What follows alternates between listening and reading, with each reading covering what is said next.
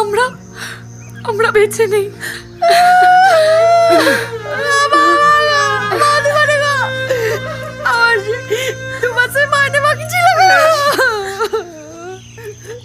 ভালোবেসে মরবো ভেবেছিলাম,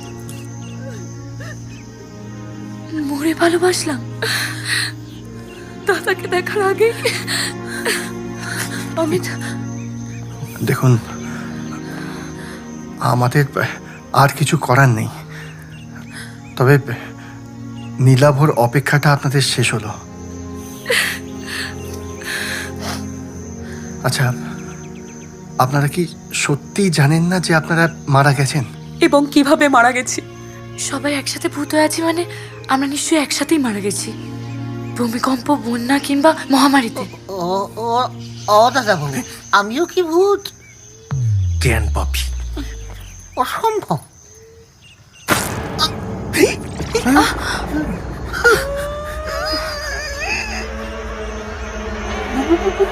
পুতি তো